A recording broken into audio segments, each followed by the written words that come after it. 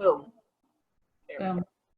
That was fun, guys. That was actually really nice to hear you guys say so many things that I experience. Yeah, and it's fun to actually hear people that I can be like, yes, you're exactly right. Yes, that is how I feel.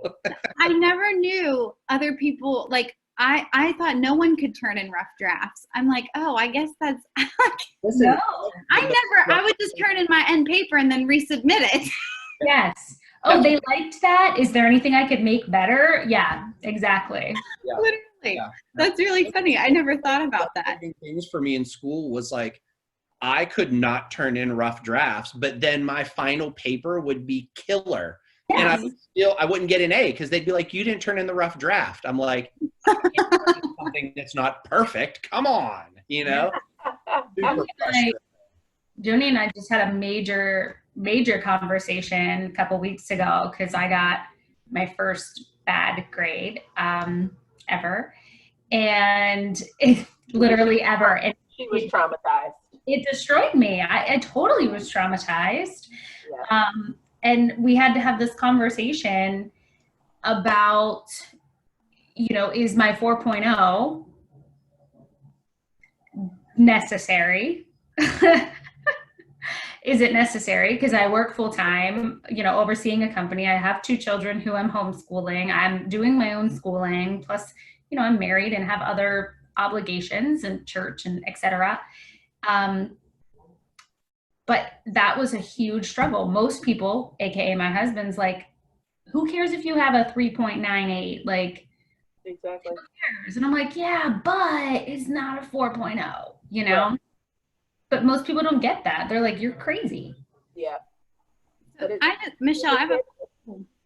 No, you're good.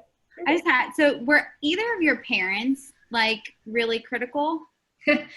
No, ironically, they were absolutely not critical. So super, super supportive. I always had a 4.0 to the point that like they stopped looking at my report card. Literally, they just totally stopped, and they'd celebrate my brother, who was a straight C student, when he got B's and A's, which then made me even more upset. Yes. Yeah. No, they were not critical at all. I just felt like I'm one of 4. I have 3 brothers. I'm the only girl. And there was just something inertly that I always felt like I had to be perfect because they were so imperfect, maybe. So that's funny you just said that. So as a child, you act this way because authority over you did not give you sufficient rules to follow. Oh yeah, no, we weren't. So you created more rigorous rules for yourself. Yeah. You made every effort in order to make sure that those were implemented correctly to avoid condemnation and punishment. So that's as a child, a 1. Yeah. That's really interesting. Yeah, that is interesting.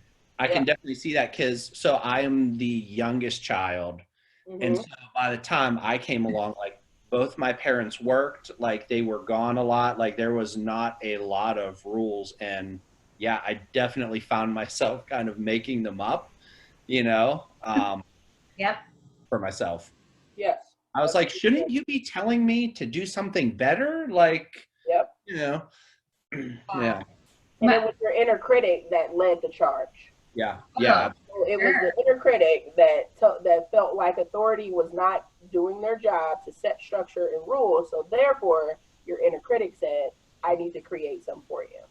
Yes. So to answer a little more of that, Tori, like my mom was a stay-at-home mom, but my dad worked all the time, like 24-hour shifts. And so she was not a disciplinarian. The discipline, I guess, was always wait until your dad got home. And it was like, well, when's he coming home? Not in a rude way, but in a, sure, okay, like you'll forget about it by then. And there wasn't a ton of discipline, and I was daddy's little girl, so I got away with the things I wanted to, but I wasn't a bad kid either because I wanted to follow the rules. So yeah, I would say that that's a pretty good reason, or a pretty good understanding of why I am today.